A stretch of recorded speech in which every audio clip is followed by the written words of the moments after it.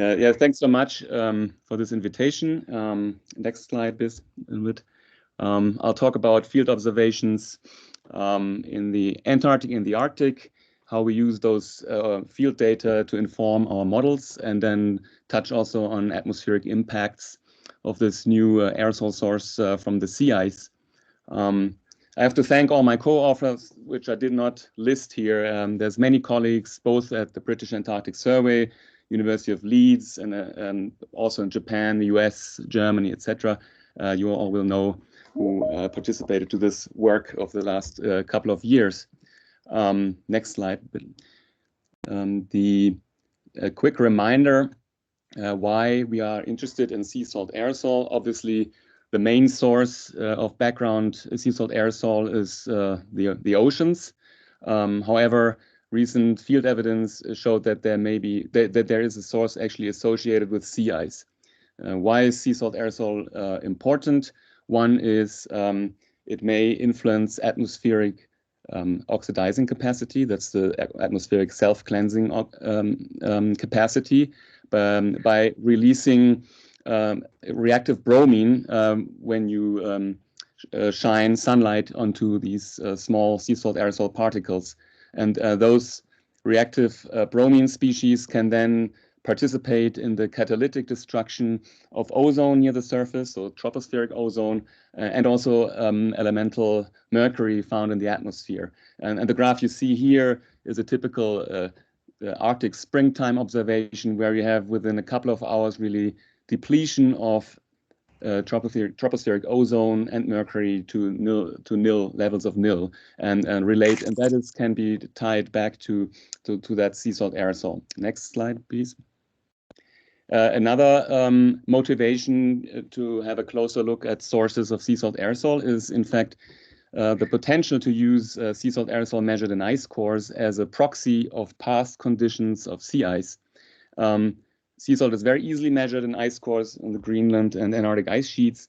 However, to extract any quantitative information about, let's say, sea ice extent or thickness, one needs to understand not only the transport processes to the coring site, but also the source strength and source contributions. And last not least, next slide is, in fact, recently it has been found that sea salt aerosol associated with organic matter can actually form quite efficient ice nucleating particles, INPs, which may then have an impact on local clouds and climate. But there are very few data, and it's an exciting hypothesis we are trying to follow up here. Next, please. So I said main source is the open ocean. However, recent field evidence showed actually there must be a source associated with sea ice. And so a model hypothesis had been put forward by Xin Yang back in 2008 that actually blowing snow may release sea salt aerosol and contribute to the aerosol burden above sea ice covered regions. How does that work? You have snow falling onto sea ice, which then wicks up the brine forming on freezing sea ice that can travel into the snowpack. The snow can receive also salt through atmospheric deposition. Then during a storm, when wind speed increases, snow particles get lofted into the air. And once they reach a certain level where you have conditions of subsaturation with respect to ice, you start sublimating water ice until the impurities contained in your ice crystals are left by themselves. So these are mostly then sea salt, and these are small particles which can then travel very far distances because they're very small and they don't fall back to the ground due to gravity. Other sources, so this is a source associated with sea ice, and including that into models led to quite some success in reproducing sea salt or aerosol peaks in winter and spring in both the Arctic and the Antarctic, explaining those peaks which have been unexplained so far. So to that point, this has been only a model hypothesis, and of course there were no field data actually to prove that mechanism, even though it was very attractive. Next slide. So we set out actually to go into the field and measure and do in situ measurements actually during a time of year and in a location where this sea ice source is supposedly most active. So that means in polar winter. So this was on board of the German icebreaker Polarstern, first in the Weddell Sea in 2013, and more recently during the Mosaic expedition in the Central Arctic Ocean throughout the whole year, 2019-20. And also in 2015 during the Norwegian Young Sea Ice Cruise, which was sort of a small mosaic, if you want, on board of the Norwegian research vessel Lanse. So this was all made possible through invitation by the AVI and also by the Norwegian Polar Institute and funded through the National Environmental Research Council in the UK. Next. The field methods we employed were we deployed instruments on the ship. On the left top, you see one of the red containers is the new BAS atmospheric laboratory where housing a few optical particle counters.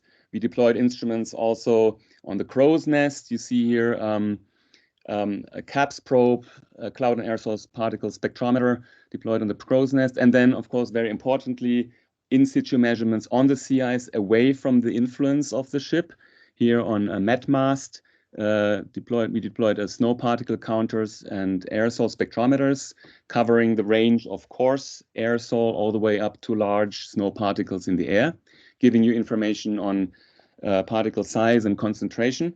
But then we had also like filter samplers to collect aerosol and filters to do then offline analysis of the chemical composition to understand then better also the sources. Complementary were also like a sample collection on the sea ice surface of frost flowers, snow on the sea ice, and even ice samples. And occasionally we were able to collect also blowing snow, deploying those rocket traps you see in the bottom panel here in the middle.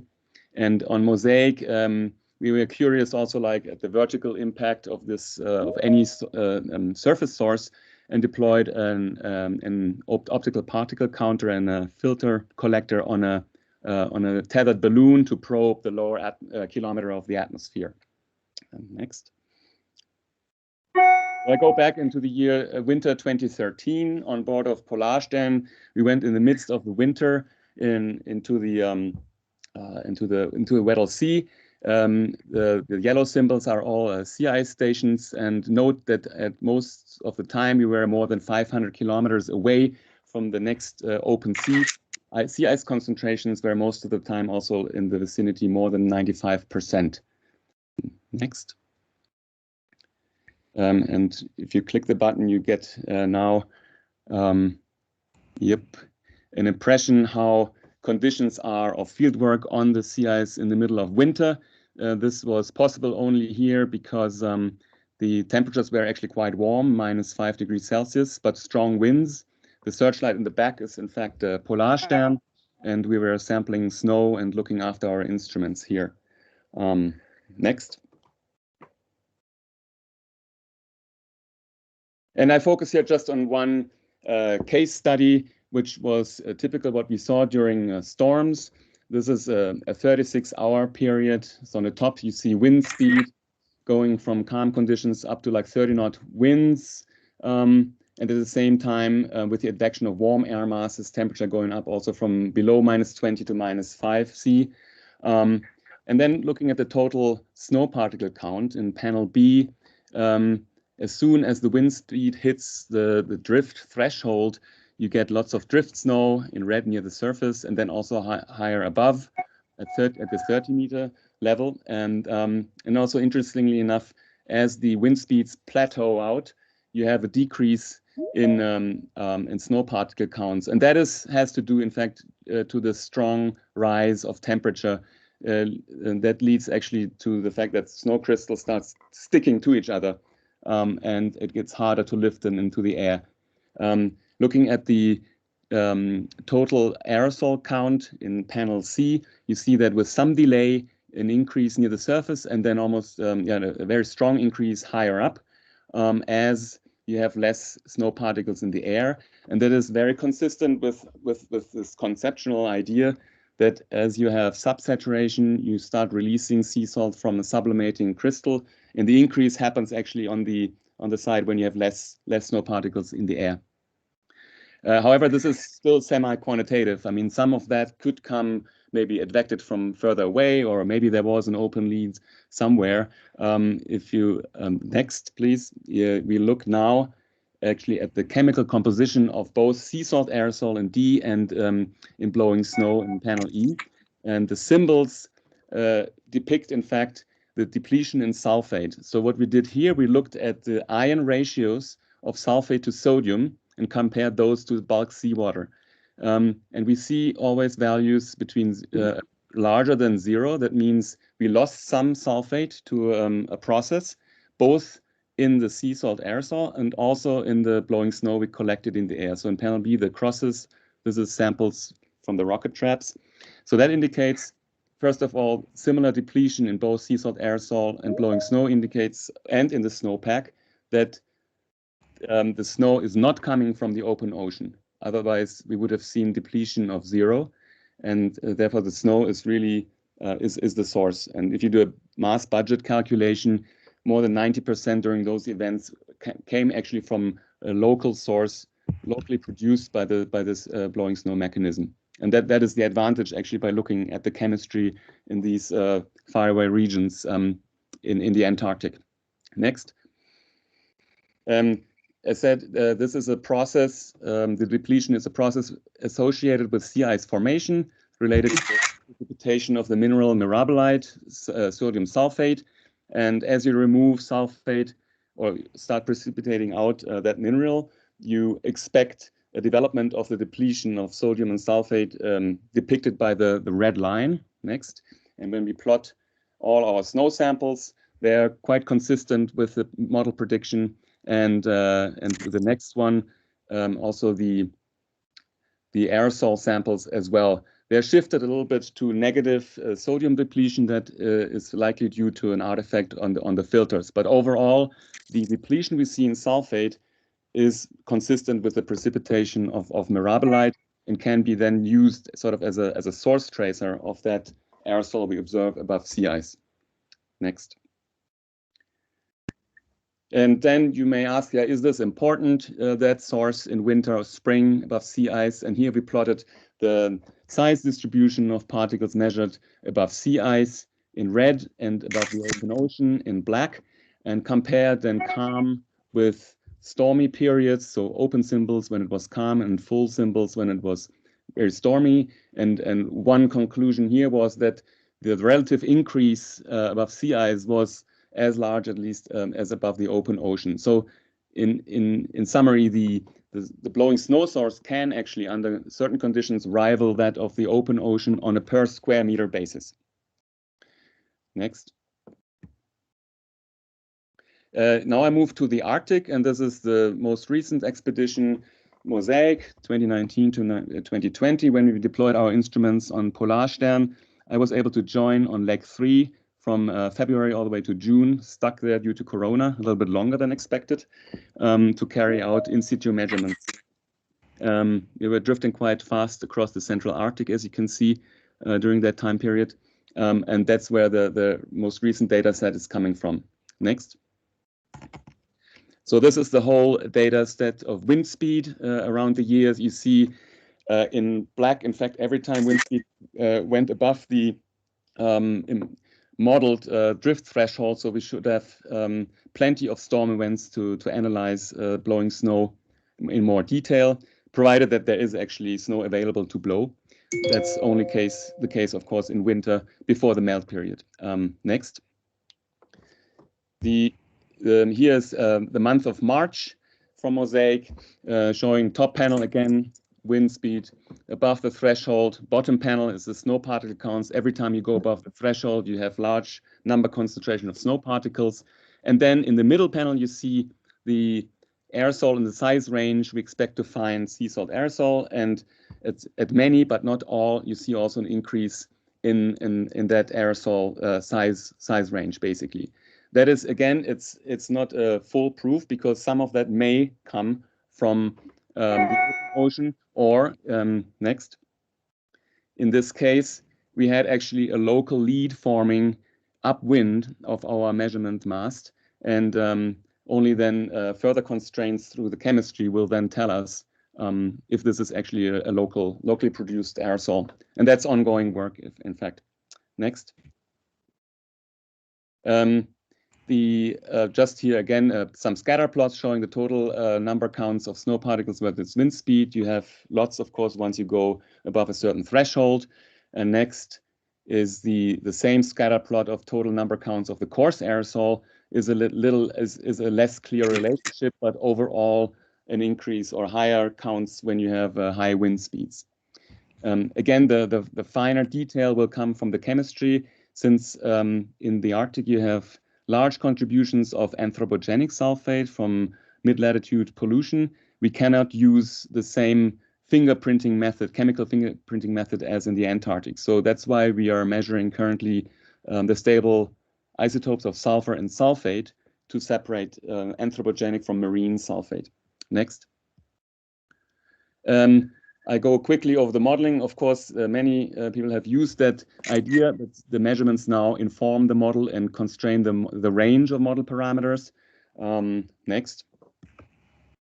Here, basically, it's about the validation of the model parameterization of the blowing snow mechanism, which is nothing else. The model computes the mass flux of sea salt aerosol. And then next, that is sort of the mass flux coming out of the top of the blowing snow layer. And that, again, is a function of a number of parameters. The problem was always that this parameterization is coming from the Canadian prairies. So the question was always, does this apply to snow on sea ice? And to make a long story short, yes, we were able to validate the model and constrain all these model parameters. Next. And as is here from the Antarctic study in the Weddell Sea, observations, observed size distributions of aerosol symbols. If you include in the model only open ocean source sea salt aerosol, you underpredict the observations. And once you include the blowing snow source, you have a much better match. And that is encouraging. Next. So the impacts, of course, who cares? More sea salt aerosol in the air. Yes, it affects the reactive bromine. And first observation, actually, the first observed link between snowstorms, BRO, which is one reactive bromine species in ozone depletion, comes actually from Halley in the year 2007. On the left-hand side, you see a dramatic ozone depletion event in coastal Antarctica, which is here on the downside of like when the winds are actually receding. And that coincides with the time where you see from space on the right-hand side actually a lot of BRO in the Weddell Sea area. So a couple of years later, we came along next and carried out our in situ measurements. On the right-hand side, the top panel shows you the bromide concentrations in aerosol. That's very much on average the same what people have seen previously in coastal Antarctica.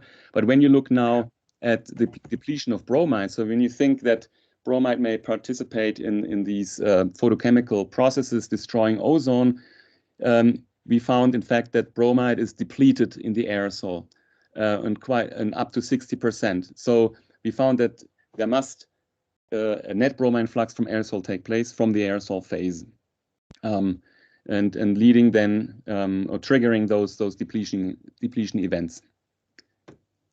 Next. So with these updated parameterizations, co-workers took that to the Arctic and modeled here tropospheric ozone at 3 Arctic stations, Willem, Barrow, and Tixi, and compared to observations of ozone. And in each of those panels, you see observed ozone in black, and then the orange lines are the model output, including just the blowing snow source of reactive bromine. And you see the larger features and depletions are well captured. And the model concludes, in fact, that this process can deplete ozone significantly on average. But you see also that some of those events are not captured by the model. Next. So a more recent study included another process, which is a competing process into the model, which is a snowpack source of reactive bromine, which does not require winds, but just ozone deposition. And then this is just looking at the ozone observed at Barrow, at Utqiagvik. Just the top panel here in black, observations. When you include no halogen sources, there's no resemblance to observations, including the blowing snow source. You capture some of those depletion events, and when you include both processes in purple, the purple curve matches much better than the observations, indicating that you need to take into account both processes. Both processes can initiate ozone depletion events, and it appears that during spring 2012, in fact, the snowpack mechanism was dominant. But more needs to be done, and it depends, of course, on the detail how you model, in fact, the release of those reactive bromine species from aerosol or from the snowpack. Next and final slide. So I conclude, we have now observations from Antarctica, which validate the blowing snow mechanism. We use here a chemical fingerprint to actually constrain the sources. We have measurements from the Arctic, but it's more complicated due to anthropogenic sulfate to actually constrain the sources. That's ongoing work. But in principle, the same mechanism should take their place there as well. Modeling needs, of course, to include all these mechanisms. And as an outlook, what we're trying to answer now with the mosaic data set is, of course, does this additional sea salt coming from the sea ice transport any ice nucleating or cloud condensation nuclei? And if that's the case, does it impact on regional clouds and climate? That is a question we are working on right now. And I conclude here. Many thanks, and I'm happy to answer any questions. Thank you.